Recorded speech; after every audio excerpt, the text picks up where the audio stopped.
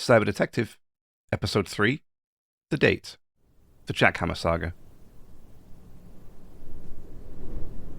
Jack stands at the top of a grimy, damp ditch. Below him a man is lying crumpled in a heap at the bottom. His name is Thomas.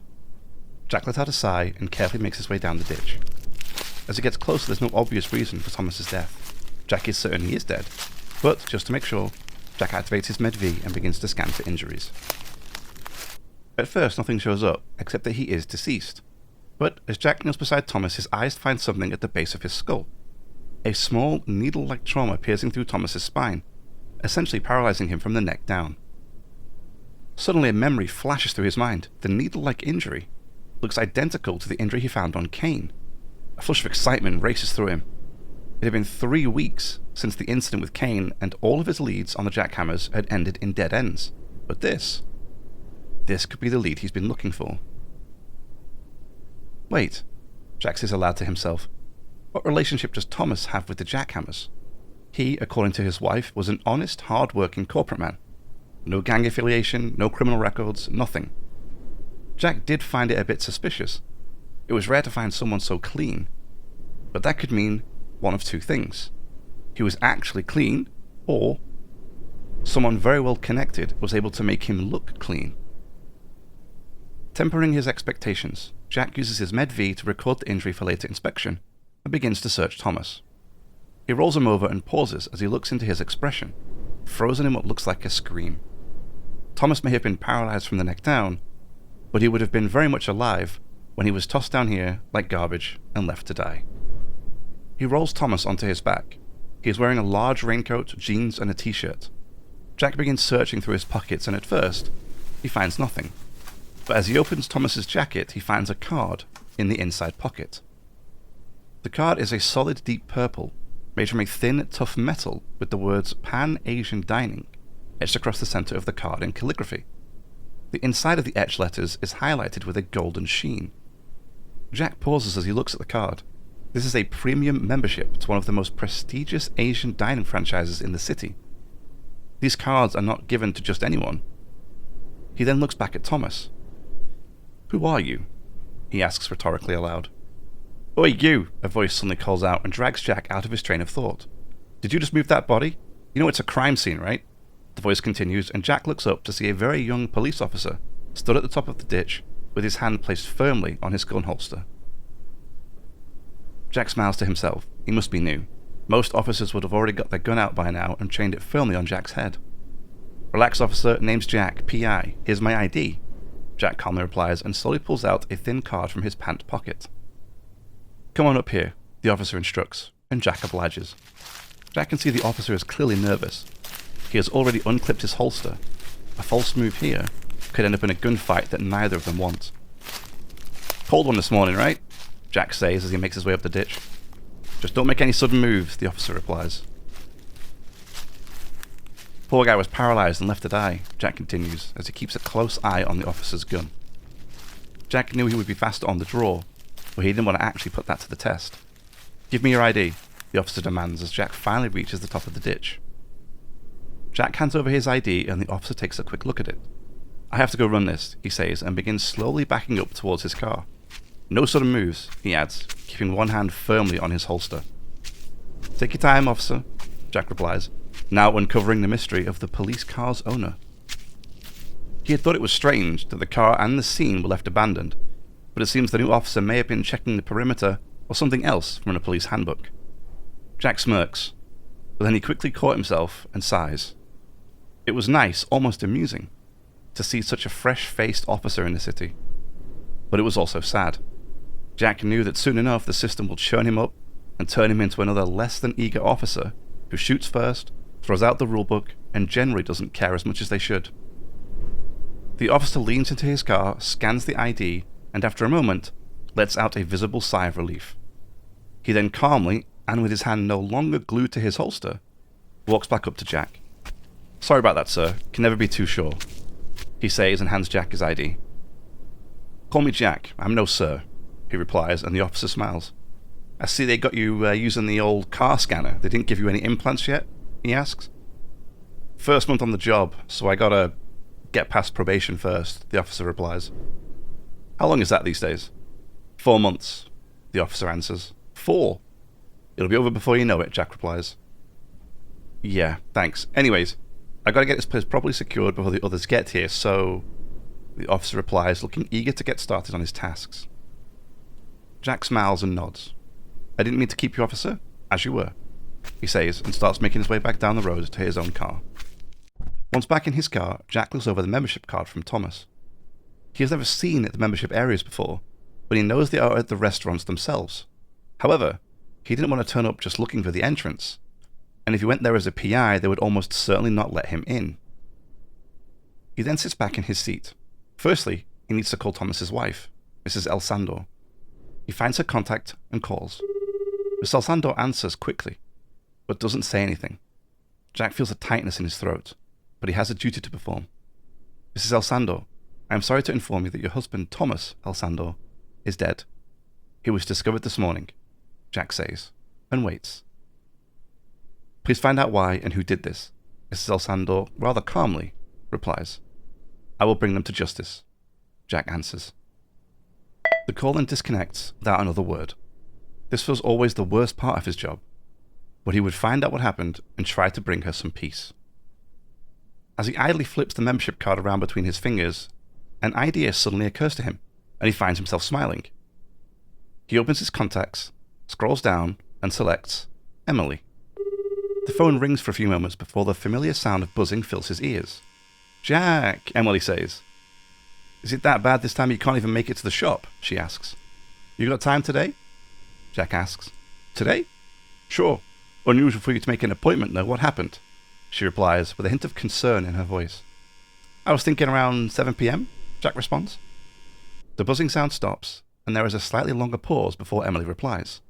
7? She inquires. I close at 5. Jack, what's going on? She adds. Well, I know this great Asian restaurant, and I thought you might be interested. That's what this was all about? A date? Jack, you really know how to woo a lady, she replies, and the sound of buzzing continues. Is that a yes? Jack inquires. Don't be late, she responds and disconnects the call. An uncontrollable smile stretches across his face. Although he did feel a pang of guilt, he has wanted to take Emily out on a date much sooner, but he has been so caught up with the Jackhammers he just hasn't found the time. And now that he is taking her out, it is also work-related. Jack then sits up in his seat, lets out a long sigh, and enters the address for Kevin's morgue.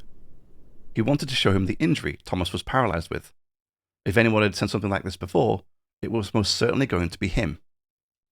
The car starts to drive itself, and Jack opens Thomas's mind map before him. He draws a line down from Thomas, and writes deceased. He then draws a line upwards, and writes Pan-Asian Dining Membership, with a question mark at the end. He then closes the map, takes a deep breath, and closes his eyes. A blast of gunfire crashes against the pillar that Jack has his back firmly planted against, bits of concrete shattering in all directions. Jack looks over to his right. His comrade J. Havoc Miles is also under heavy fire, bullets raining down around him.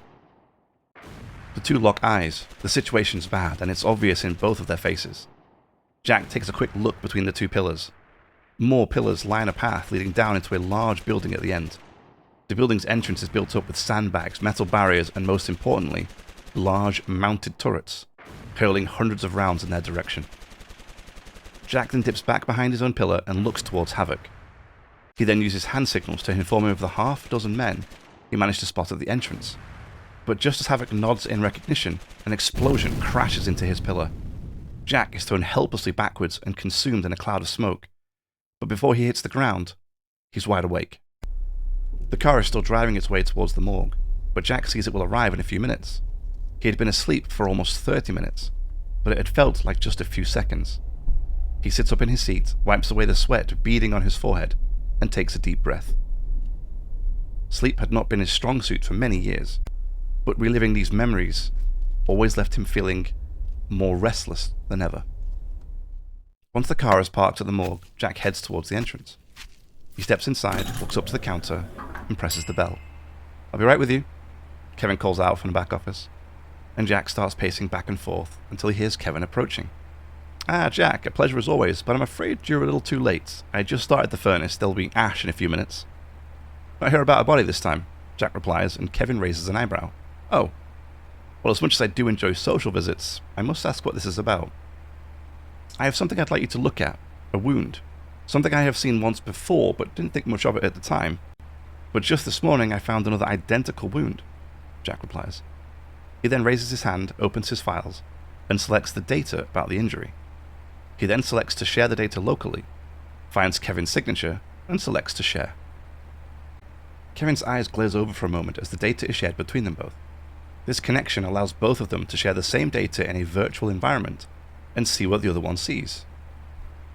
Let me see what you got here, Kevin says aloud and starts manipulating the image. Jack watches as Kevin inspects the wound. He had gotten used to this over the years, but watching as someone else spins, flips, and moves the virtual image around still leaves him feeling slightly motion sick. I've never seen anything like this, Kevin starts, but then pauses. Well, that's not exactly true, he adds. Meaning? Jack asks. Well, the shape, and look here, Kevin starts, but then Jack feels himself lurching forwards as the image zooms in and rotates to show the close-up of the inside of the wound. Look here. It's a corkscrew. It looks exactly like a drill bit. We sometimes use a similar tool for breaking through skulls, but it's much smaller than this, he continues. So you're saying someone drilled into this man's neck? Jack asks. It's hard to say. Looking at the trauma here, this thing was moving lightning quick. The needle wasn't able to spin fast enough, so there wasn't a clean incision. This looks as if you took my drill, added a propulsion system to the base, and essentially fired a spinning needle into the neck. Kevin explains further and then closes the shared link. So you're saying this could be some kind of modified drill, you think? Jack inquires further. This looks like some idiot's sick idea of killing people to me, Kevin replies and leans against the counter. But you said you'd seen it once before, he adds. Yeah, exact same injury, but it was from the temple. Kevin looks thoughtful for a moment. My guess is it's limited in power, so they're using it on the softer parts? Either way, it's effective. Yeah, that's my concern. Thanks, Kevin, Jack replies, and with another look at his screen, he finds Kevin in his contacts and transfers over 1,000 credits. Jack, this is too much, Kevin begins to protest, but stops as Jack raises his hand. Nonsense, Kevin. Professional advice is not cheap, Jack states. He then nods, turns, and heads back outside. Take care, Jack, Kevin calls out as Jack disappears out of the door. Jack sits in his car. A weapon, he thinks to himself. He doesn't like where this is going. He quickly checks the time. It's 12. Thomas worked at Tech Linguistics, and despite it being a reputable tech firm, he couldn't imagine it was enough to secure him a Pan-Asian Dining membership card. So, he puts the firm's address into his navigation and lets the car drive. Jack opens his mind map, adds another line, and writes drill/weapon. He then stares at the word for a moment. Does this weapon, or whatever it is, link this crime to the Jackhammers? How could it? To think they have a possible experimental weapon is absurd. The car pulls up to the Tech Linguistics entrance. A tall, barbed wire fence fitted with cameras, mounted turrets, and armed guards surrounds a huge warehouse. The only entrance and exit is blocked by large retracting barriers, even more turrets, and even more armed guards. Jack takes over the driving and slowly pulls up to the entrance barrier. Two men covered head to toe in body armor, ammo pouches, various guns, and full face masks approach his car on either side. The man at his side indicates for him to lower his window, and Jack complies. Not expecting any visitors today. What's your purpose? The man asks.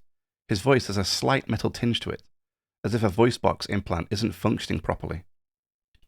Name's Jack. I'm a private investigator. I was hired by Mrs. El Sandor. Her late husband was found this morning in a ditch. He worked here. I wanted to ask his colleagues some questions. Jack calmly replies. He knew it was a gamble coming here. Most firms would send him away immediately, but it was always worth a shot. The man then freezes in place for a few moments, and Jack patiently waits. He then shifts his weight slightly and waves a hand towards the gate room guard, and to Jack's surprise, the barriers begin to lower. You've got 1 hour, and then you're out, or we throw you out. Understood? The man growls at him. Understood. Thank you, Jack replies, and promptly drives into the facility grounds. He then drives over and parks one of the few guest parking spots, but just as he's about to get out of the car, he pauses. He hasn't even booked a table for tonight, and it's a Friday, and it's one of the most popular restaurant chains in the city. Shit. Jack says aloud and immediately opens his screen, searches for the closest restaurant, and calls. Pan Asian Dining, how can I help you today? A smooth-sounding voice asks. Yeah, hey, I'm looking for a table for 2 tonight, Jack replies. I'm afraid we have no tables available for tonight, sir, the man replies. Jack mouths a swear word to himself and clenches his fist in anger, but then something occurs to him. He quickly reaches into his pocket and takes out the membership card. I have a membership card, Jack simply replies, trying to act as casual about it as possible. Oh, well, sir, that changes things. We always keep some tables reserved for our most important guests. Table for 2, you said. Name? The man asks without skipping a beat. It's for Jack, and it'll be for 7 o'clock. See you at 7, sir, the man replies, and the call disconnects. Jack lets out a long sigh and climbs out of the car. He looks up at the building. There are no windows except for a singular row at the top. Most likely for the most self-important employees, he muses to himself and makes his way to the door. As he steps up to the large double-glass doors, they slide open and Jack is met with a blast of cool air from the air conditioning units working overtime. He steps into a large, sterile-looking white room. A U-shaped desk sits empty at the opposite end of the room, and another glass door stands off to its right. The walls are plastered with various posters of Tech Linguistics' latest products, and even some of their very first iterations. As Jack walks over to one of the posters displaying their latest model, the Vocal Linguistic, the door opens and a man strides in. Jack can already tell the man is nervous, or in a rush, or perhaps both. He is sweating, his eyes are red, and he looks as if he will collapse at any moment. You're the private investigator? The man asks. Jack, pleasure to meet you. Right, this way please. The man continues, and turns to leave the room. Jack raises an eyebrow, but otherwise says nothing, and follows the man out of the room. Once through the doors, he is greeted with a sterile corridor, white walls, hot overhead lights, and the AC unit still turned up way too high. And yet somehow, despite the AC, it was still oppressively hot. At least now he understood why the man was sweating so much. We're so very sorry to hear about the passing of one of our valued employees, the man starts. What was Thomas like? Jack asks. He was an exemplary employee. He was one of our best engineers, in fact. He had just helped us deliver the latest Tech Linguistics modification, the fabulous... Has he been acting strange lately? Jack interrupts, not in the mood to hear some corporate brainwashed sales spiel. No, he has been the same as always. We observed no changes in his performance recently. The man, clearly flustered, replies. Right. Are there any colleagues Thomas was close with that I can talk to? Jack continues as the man directs them down a left turn and up some stairs, equally as sterile as the rest of the building. Well, we don't encourage fraternizing between employees here at Tech Linguistics, he begins, but Jack quickly throws him a glance, and he falls silent. I'd like to remind you that I am investigating a murder. Withholding information that may prove useful may be considered an act of collaboration, and a private investigator, while providing you with some privileges, does not really make you a law enforcer. A loud, confident voice cuts across Jack. Jack watches as the first man pales, and he looks over to find the source of the voice, only to be greeted with a tank of a man. His shoulders are perfectly weaved carbon fiber strands. The man's arms are a mix of the same carbon fiber weaves and slick silver plating. They are huge and would look more at home on a gorilla than a man. His neck looks stitched together with bone and carbon fiber, and it's clear he also has some brain implants, with the visible chip plating on his left temple. You can go now, Mr. Shi, the man says, and with that Mr. Shi gives a rushed half bow and quickly disappears down the stairs. This way, Mr. the man asks. Jack. Mr. Jack, the man reiterates with a slightly confused look. This way, he adds, turns around and walks back through the doors at the end of the hallway.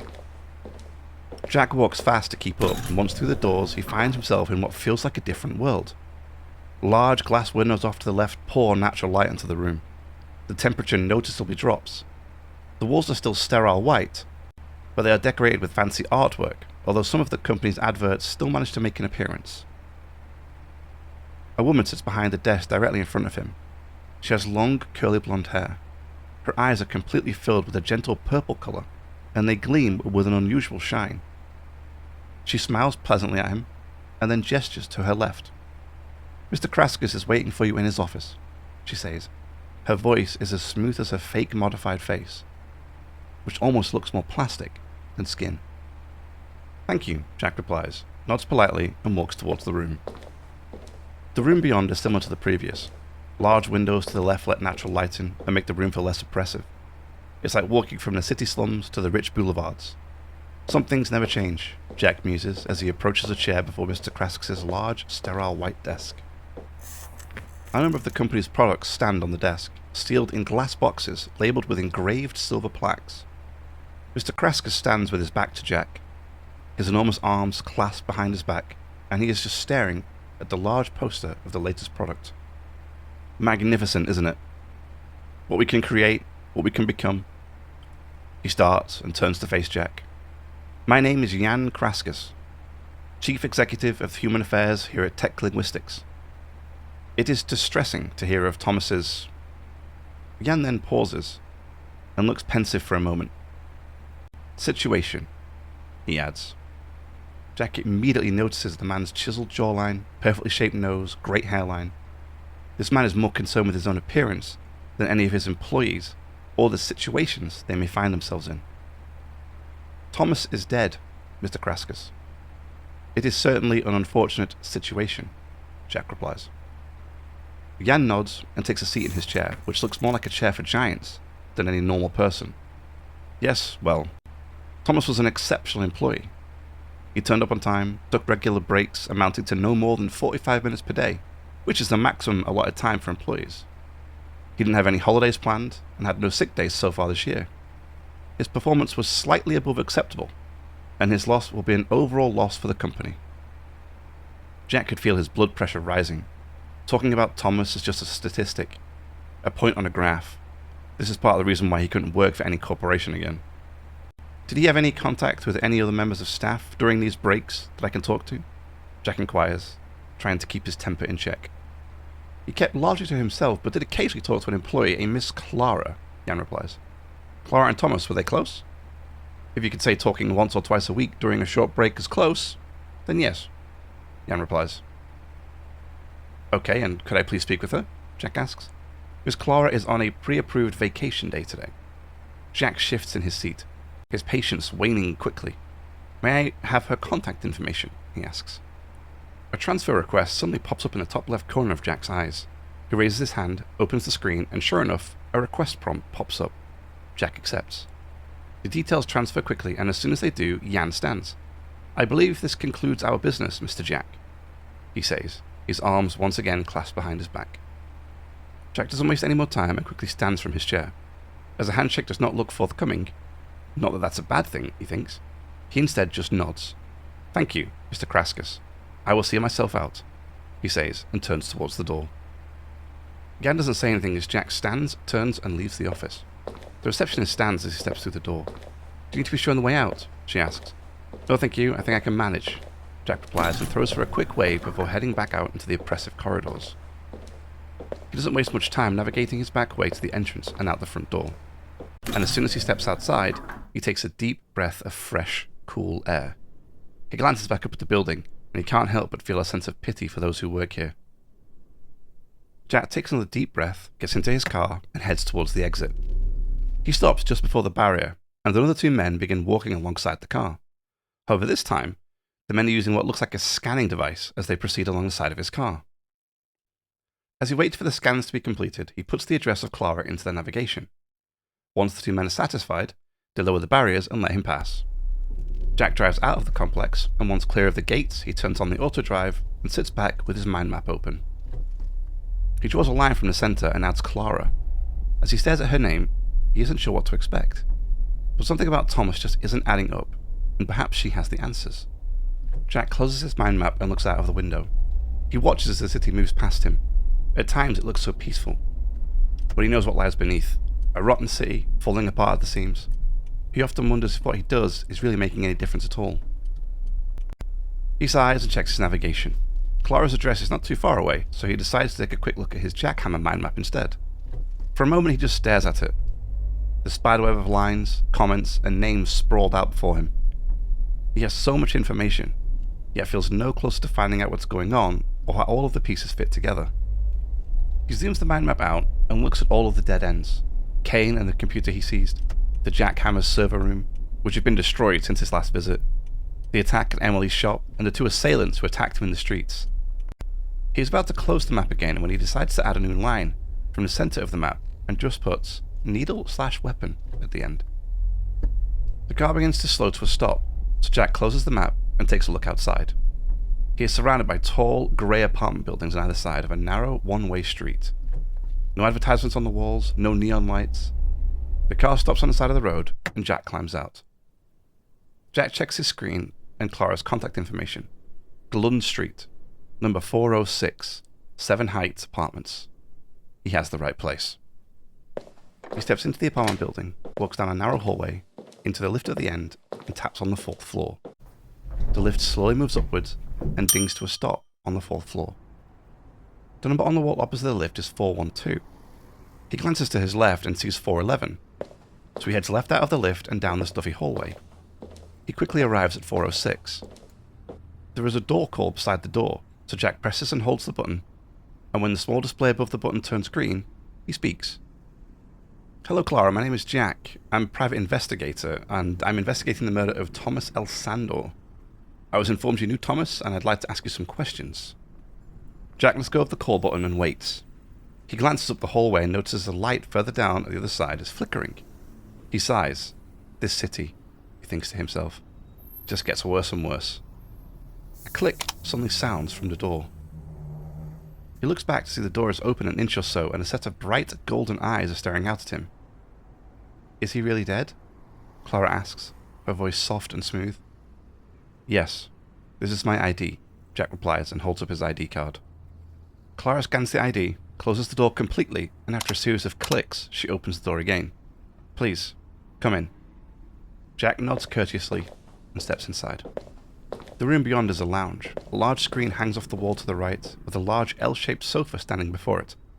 A small rectangular window at the far end lets in some natural light, although the large apartment building towering beside this one doesn't exactly give the best view.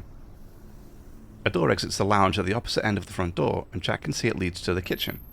Please, take a seat, Clara offers, and closes the door behind Jack. Would you like a drink? She asks. Thank you. Water is fine, he replies and takes a seat on the sofa. Clara disappears into the kitchen and returns a moment later with 2 glasses. She hands Jack a glass and then sits down at the opposite end of the sofa. I am sorry to have to bring this news to you. I hear you may have at least spoken to Thomas outside of his family, Jack says. Clara nods slowly and takes a sip of her water. She then looks up to meet Jack's gaze, and he notices her eyes are already beginning to well up. Me and Thomas have been very good friends for a while, actually. She pauses, and as she blinks, tears roll down her cheeks. We... She stumbles, and Jack feels a twist in his throat. Hey, it's okay, take your time, he reassures her and pulls out a fresh tissue from his pocket and offers it to her. She nods, takes the tissue, and begins to pad her eyes. Well, we met at work, but we share a passion for games. She begins to recount. I think we gamed almost every night for at least the past 4 years or so, she continues. Jack opens his mouth to reply, but Clara beats him to it. I had thought it was a bit strange he hadn't been online the last couple of nights. He's always on. After the kids and his wife go to bed, of course. She continues, and Jack lets her. He often found it better to sometimes let people keep talking, as long as it was on topic, as it could lead them to say something they may otherwise not have said under direct questioning. She starts with a bit of a laugh and a smile as she recalls the memory. We planned to continue the story the other night. Sounds stupid now, but I was so excited and I remember being disappointed when he didn't come online. I just thought maybe it was just because of this other job he'd been working on. But I felt a bit... Jack raises his hand to stop Clara in her tracks as his last part caught his attention. Just mentioned something about a job, he asks.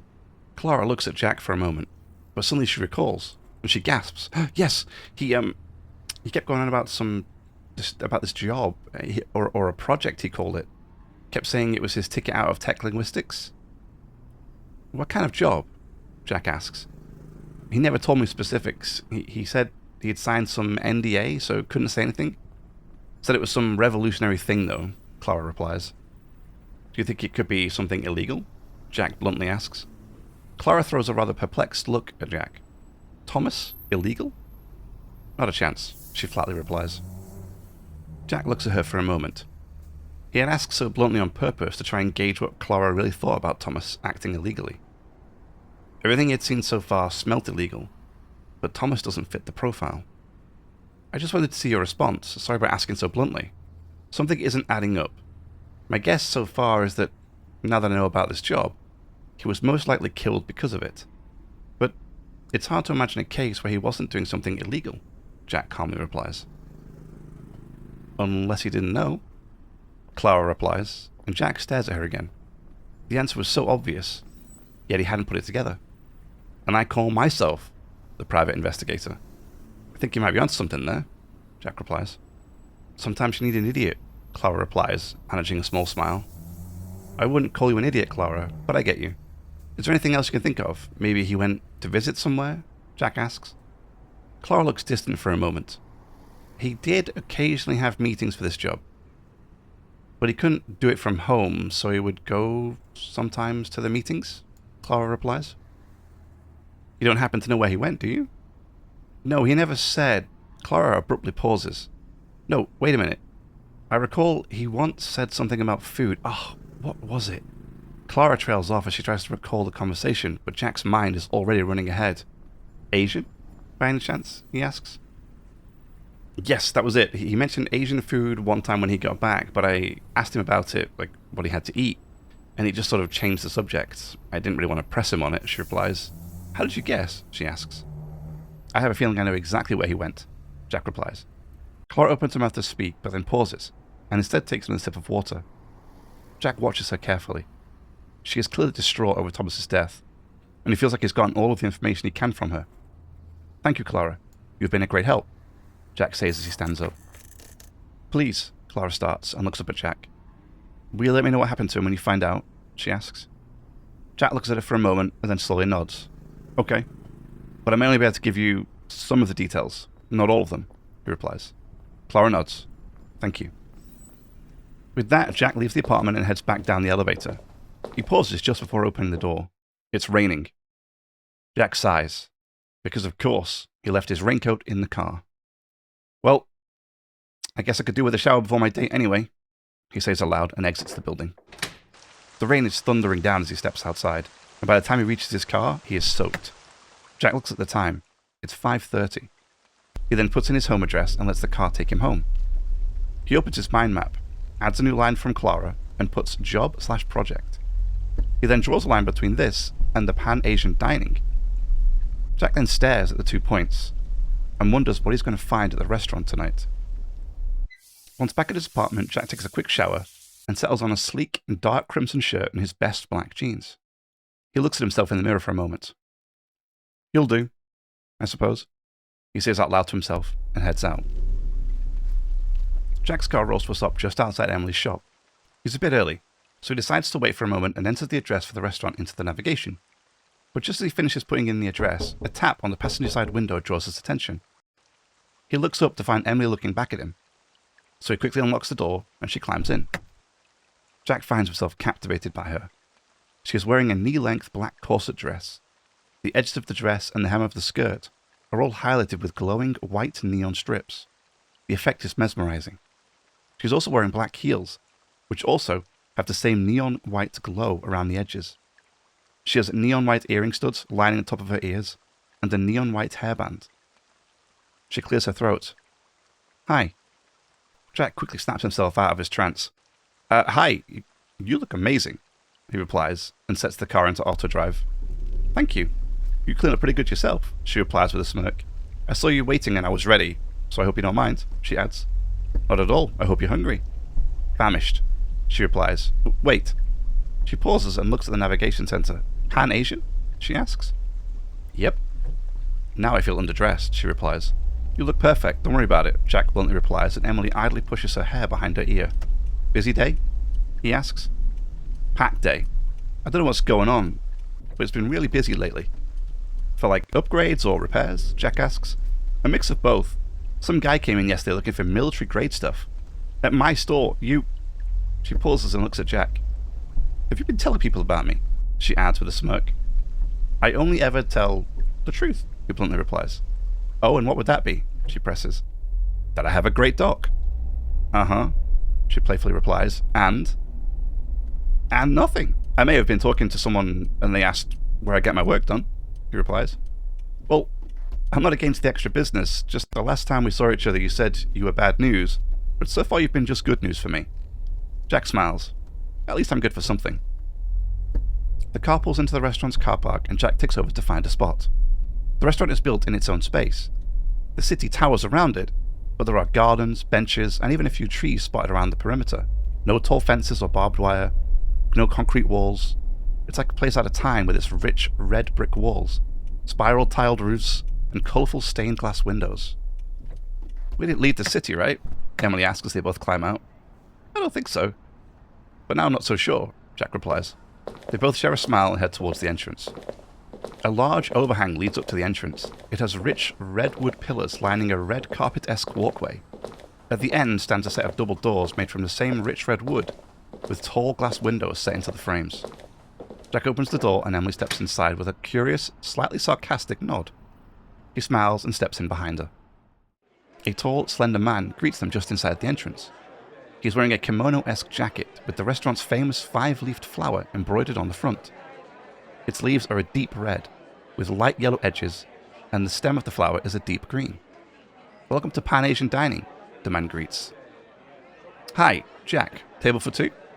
Ah yes, our valuable member. Please scan your card here for me, the man replies and indicates to a waist-high stand with a scanner attached to the top. Jack steps over and, nervously, places the card against the scanner. He isn't sure if the card is linked to Thomas in any way, but there is only one way to find out. The scanner then beeps and turns green. Perfect. So, we have a choice of two tables for you tonight. The first is up here, near our aquariums, or we have the private booths downstairs in our members-only lounge. I do have to say that the lounge was recently refurbished, with the latest sound systems, soundproofing, tinted windows for the ultimate private experience, and new tables. The greeter explains, but before Jack can even reply, he raises his hand and continues. I would recommend the lounge though. It is the ultimate experience. Well, in that case, how can we not take the lounge? Jack replies with a glance at Emily, who looks rather perplexed at the whole situation. Excellent choice, sir. Please, this way, the greeter replies and begins heading into the restaurant. The restaurant feels worlds apart from anything else in the city. Plants, water features, tanks full of colourful fish are dotted all over the open room. Almost every table is full and the food smells incredible. They walk past an open kitchen, where a horde of staff are moving about with practiced ease. The sizzling of food, the steam billowing into large exhaust fans, the raw feel of the place makes Jack feel emotional. This type of experience doesn't exist anymore. Everything is fake, plastered with advertisements or made from metal and grey concrete. The greeter leads them to another door at the far end of the restaurant. A bulky man stands before it, and another scanner stood beside him. This is the entrance to the lounge. Please scan your access card and head down. Our staff are expecting you, the greeter explains, bows politely, and drifts back off into the restaurant. Jack takes out his card and holds it against the scanner, and just like at the entrance, it beeps and turns green. The man stands aside and lets them enter. Beyond the doorway is a narrow hallway, which leads down and around on itself. The hallway feels completely different from the restaurant, as the reds and colour are replaced with a black, almost felt-like material on the walls and floor. As they descend the stairs, Jack starts to feel the familiar thump of bass echoing through the floor. He glances back up at Emily, who is not only glowing in the darkened hallway from her neon, but is also looking completely bemused by the situation. A door comes into view as they round the final corner. The thump of bass is getting louder and louder with each step, and as they approach the door it opens, flooding the hallway with electric bass music.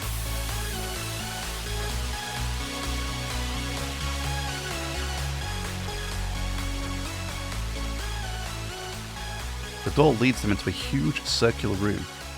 The red fish and plants is replaced with neon lights, a dance floor in the center, a DJ booth off to the right side, and a bar at the opposite end. Various chairs and tables line the outside of the dance floor, and almost all of them are occupied with people and their drinks. Jack cannot believe this even exists in the same place as the restaurant above. It takes Jack a moment to realize two completely naked servers are standing either side of him and Emily. At his side, a woman with silver skin, curly shoulder-length white hair, and blazing green eyes stands in nothing but a pair of black heels. She is holding a silver platter, with a tall glass stood in the center. At Emily's side is a man, also with silver skin. but with styled, sleek black hair and blue eyes, is wearing nothing but a pair of black dance shoes, and he is also holding a platter with a glass at the center. "Welcome, welcome," and the voice manages to reach them over the thumping music, and a man strolls up to them both, wearing the same top as the greeter from the entrance. "Champagne?" he says, gesturing to the two glasses that the servers are holding. Jack clears his throat. Gladly, he replies and reaches up to take the glass. Emily likewise grabs her glass. "Great, please follow me, your booth is ready." The man continues and starts walking to the right. Jack and Emily fall in behind him, and as they share a glance, Emily tilts her glass towards him, and with a smirk, the two of them tap their glasses together before taking a quick sip. The man leads the two of them towards another door along the edge of the circular room, close to the DJ booth.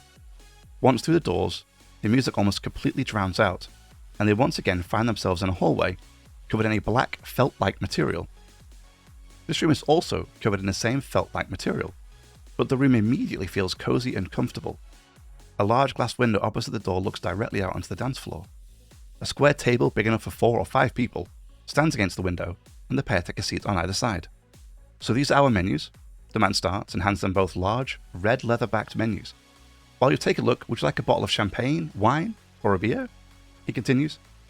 Jack looks at Emily, who looks a little bit out of her depth. "Whiskey on the rocks for me, and a beer. Emily, anything you'd like?" Jack asks. A glass of wine?" she asks. "Certainly, red or white?" the man asks. Red is fine." "And for you, sir, the beer? We have a specialty on tap today." "Sounds perfect," Jack replies, and the man bows courteously and leaves the booth. "Okay, so what the fuck?" Emily starts, and Jack can't help but laugh. "What?" he asks as innocently as possible. "What? You take me to the most expensive place in the city, and then you have a membership card?" she blurts. "Well, what can I say? Perks of the job." Emily smirks and sits back in her chair. "Now I really feel underdressed." "Well, if those two servers are anything to go off, I'd say you're underdressed," Jack replies with a laugh. Emily laughs and leans forwards. "Why naked, though?" "They had shoes on," Jack replies. "Oh, you noticed," she jokingly replies. "You didn't? Or were you too distracted?" Jack jabs back, and Emily sits back in her seat with her arms crossed. "I was just too shocked," she replies with a smirk and looks out into the dance floor. "Have you been here before? Swooned many women here?" she adds, still looking through the window. "First time, actually. It's sort of a trial run, you know," he replies, and she stares at him. "A trial run? Then do I get to leave feedback?" "Of course." "Well," she pauses and looks away again. "So far it's pretty good," she almost mutters under her breath, and Jack can't help but smile. "So, tell me, Jack," Emily starts and turns back to face him. "What do you do?" she asks. "I'm a private investigator." "Really? I thought it might be something similar, but it seems dangerous work, though," she replies. "It has its moments, but I don't really know any other kind of work." "How long have you done this?" About 4 years now, I think," he replies. "And before?" she asks, leaning forwards. "I was a Special Forces agent, Shock Division." Emily leans back and raises an eyebrow. "Shock Division? So you were in the war then?" "Afraid so, yeah." "You hear the stories. Not many survive, and those who did aren't the same," she replies and leans forwards again. "What was it really like?" Jack smiles and lifts up his right arm. "The stories are mostly true. I only have one arm now, so I'm not quite the same. But joking aside, it's horrible. And the worst part is, I'm not even sure what we were fighting for anymore." "I'm sorry, I shouldn't have asked," Emily replies, looking rather guilty. "Oh no, stop it, it's fine, it's not a problem. And it's over now anyways, and I instead try my best to be my best. You know, that's why I do this job. It may be dangerous, but I want to try and help people. Even if it means sometimes giving them bad news. But hopefully bringing them some kind of justice or peace in the process," Jack calmly replies. "Like with those kids?" she asks. "Yeah, exactly. I couldn't know about it and keep letting it happen." Emily smiles at him softly, and just as she opens her mouth to speak, the door opens and the server walks in with their drinks. "1 whiskey and 1 beer for you, sir, and for the lady, a red wine," he says and puts their drinks down. "Have you had a chance to look at the menus, or should I give you some more time?" Jack looks down at his menu, and then up at Emily, and they both seem to realize they haven't even looked at the menus yet. "Could we have a bit more time, please?" Jack replies, and the man bows and leaves the room.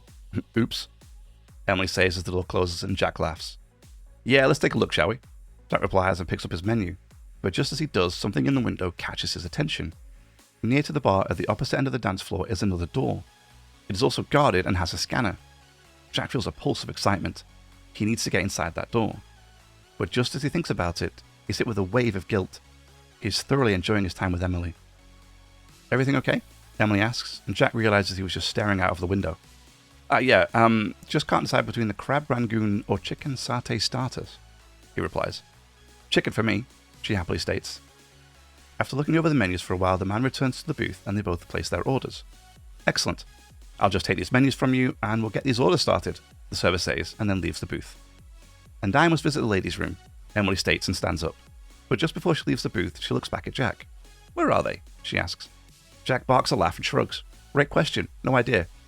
Emily sarcastically sighs at him. "You're an investigator, right?" "Investigate." "Hey, I'm off the clock.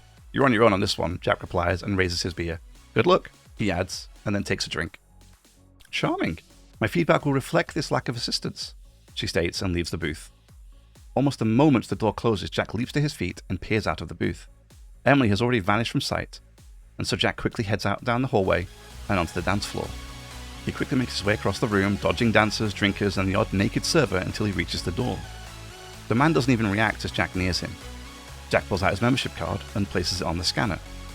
The screen flicks green, and the guard steps aside without a word. Beyond the door is another narrow hallway, but this one isn't coated with a felt-like material and is instead just painted black.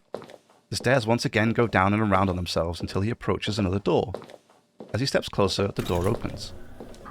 A room stands before him. At the opposite end is a large screen with a few rows of chairs stood before it. Near the door are two large desks against the side walls, with smaller screens and a couple of chairs. "A conference room?" Jack asks aloud. As he moves further into the room, the lights above him turn on. The room doesn't make much sense to him. Why here? What's it for? He didn't think this restaurant would also hold conferences? He lifts his hand, opens his screen, and selects the Breacher app, and inputs the command wide scan. A singular line appears under his command, pad 01. Jack issues his next command, probe pad 01. Lines of white text begin to rain down the screen, and when it stops, Jack notices the network is unsecured. He raises an eyebrow. An unsecured network is both strange and dangerous. Jack hesitates. He could connect and see what information he could get, but he also risks a virus or something else just as nasty. But he also can't waste this opportunity. He connects. The connection takes a moment, but once established, he quickly inputs his next command, scan all. Lines of white text begin raining down again, and Jack watches carefully for anything that catches his eye. But unfortunately, nothing turns up. Until the last few lines. The last few lines of text reveal that a meeting was held in this room about 4 days earlier, and that the connection source came from another meeting room just like this one. Its location was from another Pan-Asian dining restaurant over in the central part of the city. Another line suddenly appears in his vision. Unknown source, incoming connection. Jack feels a spike of fear raise up his back, and he issues his next command, disconnect. The command starts, but doesn't seem to be processing. Jack feels panic starting to grip him. Shit, he says aloud and quickly enters a new command while making his way back out of the room. Force disconnect. Although the command was accepted, it seems to just hang. Jack increases his pace and soon finds himself on the other side of the door, and is now almost running back up the stairs. But then he pauses. The connection has ended, and he realizes that from outside of the room, the signal is completely gone. He lets out a sigh of relief and opens his diagnostics app, and begins a full scan of his implants and chips to ensure there are no issues. He returns to the dance floor and heads back over to his booth. He takes a quick glance at the time and realizes he's been gone about 15 minutes. He curses himself under his breath as he ascends the stairs and enters the booth. Emily has already returned. "Ah, there you are. What happened? Did you get lost?" she asks as he steps inside and sits down. "Yeah, I managed to find the toilets in the end," he replies, and Emily laughs. "I found them right away. Perhaps I should look at a career in investigating," she replies. Jack goes to say something else, but then the doors open and the two servers step inside with their food. He feels his stomach growling as the food is placed before them, but they both wait patiently for the servers to place the food down and leave. "Well, enjoy," Jack says and starts to eat. The food tastes incredible, and by the time their 3 courses have arrived and gone, Jack is full. Too full. He sits back in his chair and lets out a satisfying sigh. "That was amazing," Emily states as she finishes the last of her wine, and that isn't just the wine talking. Jack smiles and looks over at Emily. "I'm glad you enjoyed it. I hope this will reflect favourably in your feedback of the evening." "The evening isn't quite over yet. You still have time to mess it up," she retorts with a smirk. "Fair point." A server enters the booth and begins to clean the table. I hope everything was to your satisfaction, the server asks. Yes, and more so, Jack replies. Perfect. Can I get you anything else? Just the bill, please, Jack says. The server nods and looks at him for a moment. A payment request appears in the corner of his eyes, and when he opens his screen, he sees a full receipt and the price. 1,325 credits. And that's with a 20% membership discount. Jack transfers the payment. Thank you for dining with us, and we look forward to your next visit, the server says, and leaves the room with a handful of plates. Shall we? Jack says, and the pair of them get up from their seats and head back upstairs. Once back inside the car, Jack enters Emily's address, and the car begins to move. I had a wonderful time, Jack. Thank you, Emily says as the car pulls out onto the road. Me too, he replies. But I think I ate too much, he adds. Yeah, me too, Emily laughs. The car pulls up outside Emily's shop, and the two sit for a moment in silence before Jack speaks first. So, positive feedback, or... I'd say it was mostly positive. Only mostly, he says and raises an eyebrow at her. Well, you can always make it up to me next time. So, there's a next time? Emily smirks, leans across the car, and they kiss. She pulls away slightly and looks at him in the eyes. Maybe next time I can cook something for you, she says and climbs back out of the car. See you soon, she adds with a wave, closes the door and walks back to her shop. Mostly positive, Jack says aloud to himself as he sets the car to drive him home. The most expensive, mostly positive experience of my life, he adds with a smirk to himself. Jack then hits the auto drive and heads home. The morning alarm wakes Jack with a jolt. He rolls over and hits the snooze button. But, thinking better of it, he forces himself out of bed. He then sits on the edge of his bed and looks over the address of the Pan-Asian dining restaurant in the mid-city. He then gets up and opens his large wardrobe. At the bottom, under the hanging clothes, he opens a hidden compartment. Tools, weapons, and gadgets fill the compartment, and Jack decides to stock up on ammo, tools for hacking more securely, and various connection cables.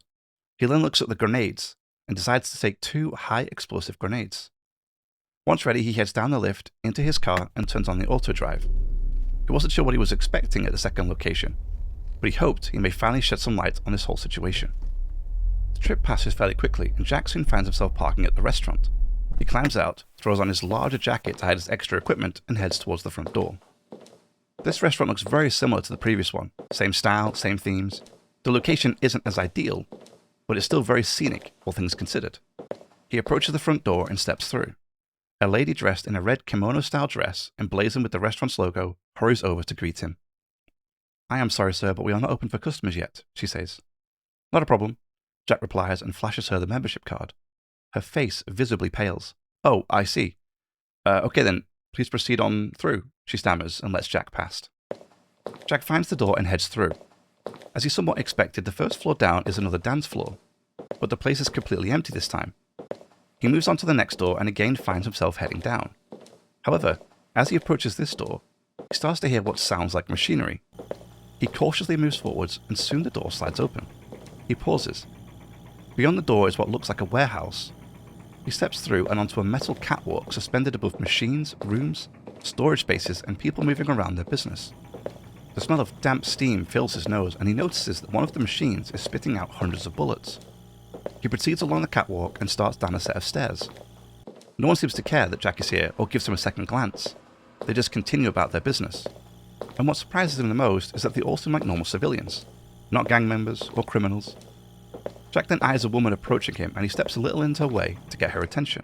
Excuse me, first day, where's the boss? He asks. The woman smiles at him gently. Welcome, you'll be looking for Edwards, he's up that way. Take the second right and then the first left, you can't miss it, she replies. Thanks, Jack says with a nod and heads further into the warehouse. As he moves through the warehouse, he notices guns are being made, gun attachments, body armor, and other tools. The operation stinks of illegal, but nothing he has seen so far is strictly illegal yet. Soon enough, Jack takes the left turn, and at the end of the pathway is a large glass box.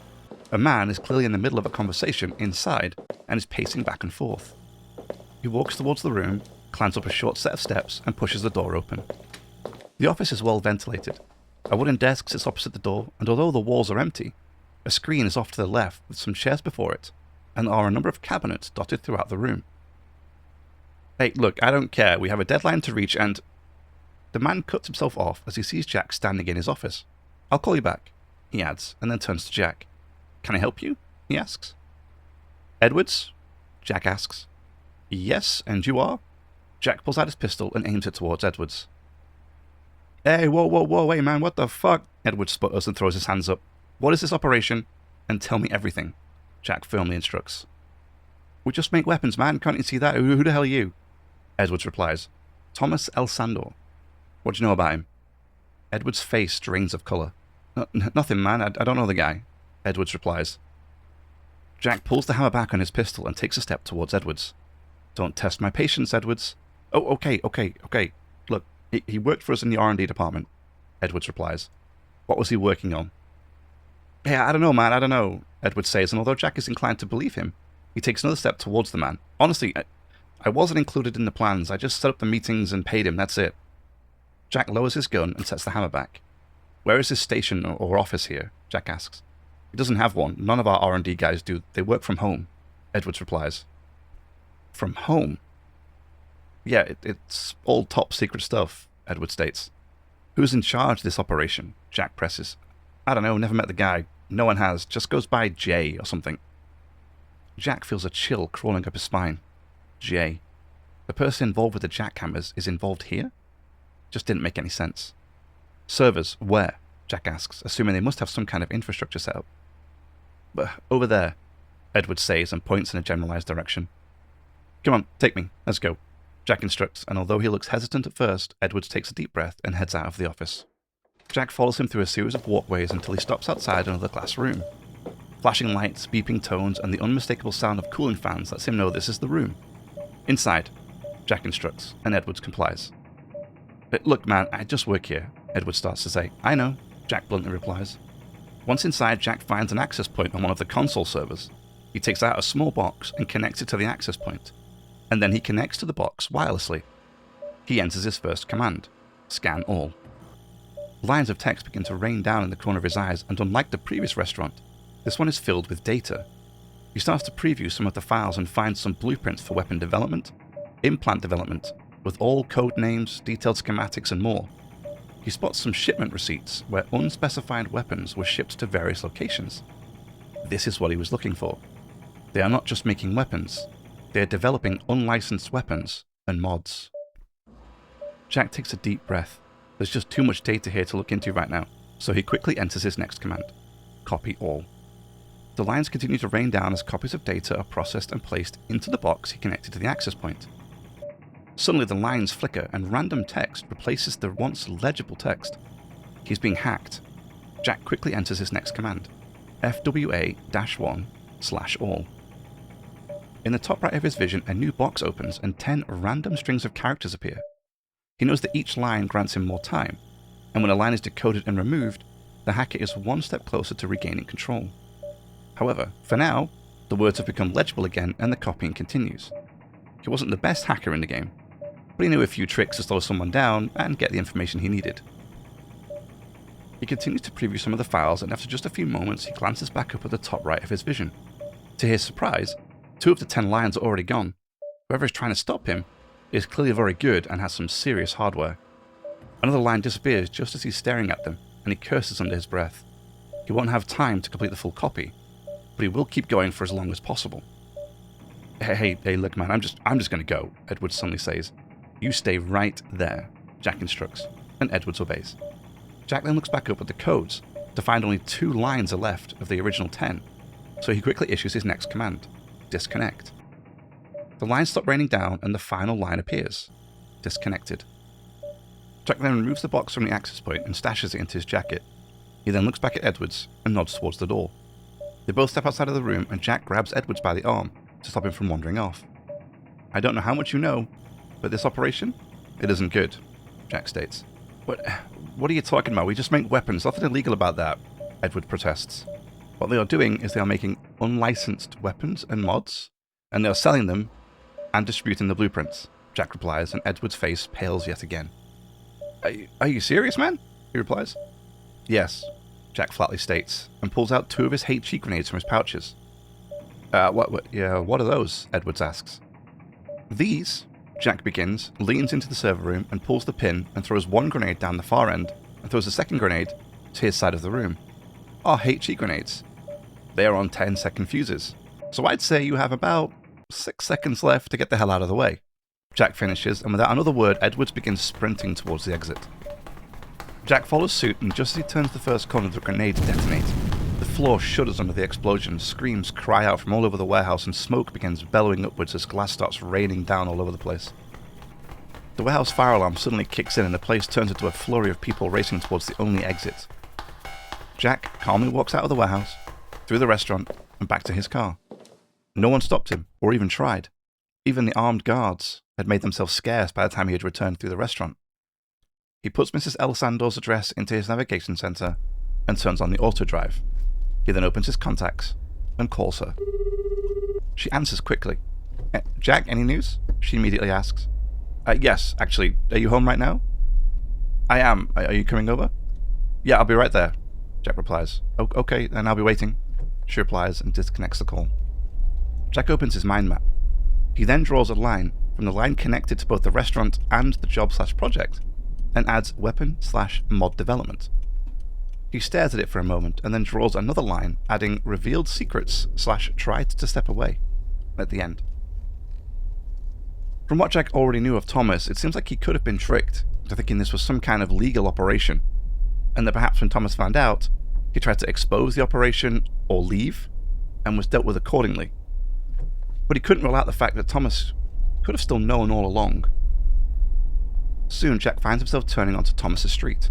It's empty, save for a few odd cars parked on the road, and so he pulls up to the side of the road just in front of Thomas's small home, climbs out of the car, and heads towards the front door. But before he even reaches it, the door opens, and Mrs. El Sandor is waiting for him. She lets him inside without a word, and he follows her through the wide hallway and into the first door on the right, the lounge. Mrs. El Sandor, when we first met, you told me that Thomas worked for tech linguistics. Jack begins as they enter the room. Yes, that's correct. Why? She replies and sits on one of the smaller armchairs in the room. Do you know of any side projects that he might have been working on? Jack presses. She shakes her head a few times before answering. No, nothing. He never mentioned anything. What is this about? She asks. Well, I think Thomas was working on a job that got him killed. And not with tech linguistics. The job almost certainly was illegal. But I don't know if he knew that for certain, Jack replies, and Mrs. El Sandor sits back in her seat, a look of confusion and anger hanging on her face. May I take another look at his office? Jack asks. Sure, okay, she replies and stands up from her chair. Jack then follows her out of the room and into the small door built into the wall under the stairs. They then descend a short set of stairs before entering a rather roomy office under the house. The room hasn't changed since his first visit. A large setup of monitors, computers, and peripherals sit at the far end of the room, while the rest of the walls are covered in posters, shelves, and various collectibles. Jack performs a quick scan for local networks, and 3 results return. Main 1, Main 2, and Main 3. How many Wi-Fis do you have? Jack asks. 2, she instantly replies. I see a third one here. What? No, that's not possible, she replies, and after a quick search herself, she gasps. I've never seen this third one before. Okay, now, please don't try to connect yourself, this could be dangerous, Jack instructs, and he enters his next command. Probe Main 3. The connection is again open and unsecured, and Jack feels himself tense.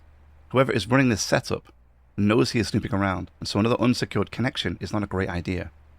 Okay, it's unsecure, but there must be an access point here somewhere, Jack says and begins to search the office. Miss El Sandor also begins to search through the office and very quickly finds something. What about this? She says. Jack looks over at the small and unassuming box close to Thomas's main setup. Something Jack just didn't pick up on the first time he looked through the office. Looks like that could be it, Jack replies, and takes out his own device, connects to the access point, and once again connects wirelessly to the device. Jack already knows that he'll have limited time, and so he issues 2 commands, FWA-1/all, and copy all. As the device goes to work, he begins to check through some of the copied files. He quickly starts to find plans for a specific mod. He doesn't fully understand what he's looking at or how it operates, but it's clearly unlicensed. He then finds a folder named Project Rising, and he opens it. Inside, he finds a number of documents, one of which is called NDA. Jack opens the file, and sure enough, it is a signed NDA preventing Thomas from talking about the project. Jack then leaves the folder and keeps looking. He then finds emails. He begins to look over the most recent and finds one titled, I quit. The email starts with Thomas stating he quits. He is then asked why, and is told that it's not that simple. but Thomas says he wants out. However, Thomas is then instructed to remain on the project or else. Thomas then reveals that he knows that the projects are unlicensed, and that he will go to the authorities if they do not let him quit. Jack pauses as the pieces finally start falling into place. He then looks back at the emails, and notices that the one replying to Thomas was none other than Jay. He feels his heart skip a beat. Jay is everywhere. But who is Jay? A beep sounds in Jack's head, and he looks up to see that 10 codes of protection has been reduced to just 1. A bolt of fear races up his spine. Shit, he says aloud, and quickly issues his command, disconnect. Thankfully, the system disconnects, and Jack removes his device from the access point. Is everything okay? Mrs. El Sandor asks. Yes, fine. So it seems Thomas was indeed tricked into believing this project was all above board, but in fact it wasn't. From what I understand, the project was going to pay a fairly big sum, and he saw it as his way of getting out from under the corporate foot, Jack says. And so what, he got cold feet, or? Basically, yes. He realized it was illegal and tried to back out, and even threatened to involve the authorities. This is most likely the reason he was targeted. People like this don't like any loose ends. Jack replies and watches as Mrs. El Sandor tries to process the information. Jack goes to say something else, but notices a rectangular box stood on top of one of Thomas's shelves, and it looks exactly like the boxes used back in the weapons warehouse. Jack steps over to the shelf and pulls down the box. He is surprised by how heavy it is. He then opens the lid. The item inside looks otherworldly, but then he realizes he spotted something similar in the blueprints from the access point. This is the mod that Thomas was working on. What is that? Mrs. El Sandor asks. I think this is what Thomas was working on, Jack replies. And it's in my house? No, take this away from me, she quickly replies and moves towards the stairs. I will, Mrs. El Sandor, I will. I'll take them both, in fact, the access point as well. Jack replies, disconnects the access point, and heads towards the stairs with both of the items. So, what, that's it then? She asks as Jack appears from the stairs. Yeah, I think so. This is all the evidence I need. I'll hand this over to the correct authorities and they can handle it from there, Jack states. So, what, Thomas was taken from me over some stupid modification, she says, mostly to herself. I am sorry again about your loss, Miss El Sandor, but I hope this can bring you some semblance of peace, Jack replies. Yeah, thank you, she simply replies and heads back towards the lounge. Jack knows when it's his time to leave, and so he sees himself out. He walks back down the path towards his car and starts loading the mod and access point into his boot. But, just as he is closing the boot, he notices a black van parked a bit further up the road. Something immediately feels off, and so Jack calmly climbs back into his car, turns around, and drives away from the van. Just as he suspected, the van immediately pulls away from the side of the road and begins to follow him. Jack drives out of the narrow estate roads and onto the large main roads. He glances at the navigation center and spots a side road not far away that leads to a large warehouse complex. He speeds up, keeping a close eye on the van behind him. The side road approaches and he turns down the road. Large walls rise by either side of the road, and Jack spots a dead end off to his left. He quickly pulls into the dead end and drives up to the very end of the road, and leaps out of his car. He then dashes to a nearby set of industrial bins and hides behind them. He hears the van pull up at the start of the dead end and listens as 3 people get out. You stay here and you with me, Jack overhears one man saying. Jack pulls out his gun and draws the hammer back. His heart is now thumping against his chest. The footsteps are getting closer and closer. Jack opens his screen, connects to his car, and remotely opens the boot. As the boot pops open, he hears one of the men audibly jump in surprise, and Jack seizes his opportunity. He leans out, raises his pistol, aims, and shoots at the man closest to him as they are inspecting the boot. The bullet strikes the man in the shoulder and sends him reeling to the floor. The second man reacts quickly and fires a number of shots towards him, but Jack is already moving. He leaps across the bonnet of his car, sliding off at the end, taking aim and firing at the second man's leg. He goes down, crying out in pain. Hey, you bastard! The third man yells and starts aimlessly firing down the road. Jack ducks in front of his car, gets his bearing, and leans out to find the third man is running towards him. Jack steps out from behind the car and takes aim at the man. Stop where you are, he yells at the man, who freezes in place. Jack slowly starts to walk towards the man. But, now that he gets a better look at him, he realizes he's not a man, but a boy. Put your gun down. I'm not going to hurt you, he instructs, and the boy, visibly shaken, does as he's instructed. Jack lowers his gun, steps around the man with the injured leg, and stops before the boy. Who sent you? Jack asks. I don't know. Look, they just told me to come along and get some kind of reward or something, the boy replies. gesturing towards the two men lying on the floor. Oh, gee. Are they going to die, man? He asks, starting to realize the gravity of the situation. No, they'll be fine. Just get them to a doctor ASAP, understood? Jack firmly replies. Yeah, okay. The boy replies and hurries over to his two comrades. Hey, either of you two get any communication about this job? Jack asks as the men begin picking themselves up off the floor. I got some message. It just said where to find you and what to do. Said we would get paid well for it. The man Jack shot in the shoulder replies. Any name? Jack presses. No, just an initial. J. The man replies, and Jack feels his fist clench. Okay, alright. Look, just get out of here and stay low for a while, okay? Jack says and lets the men climb back into their van and drive away. Jack feels angry. This J is everywhere. He needs to find this person sooner rather than later. He then walks back up to his car, and just as he reaches up to close the boot, he notices a number of bullet holes through the boot lid. He follows the holes, only to discover they go through the back window, the passenger side headrest, and the front window. Perfect. No, this is great, he says aloud, slams the boot closed, and climbs back into his car. Jack enters the address of a local mechanic he knows well, and hits the auto drive.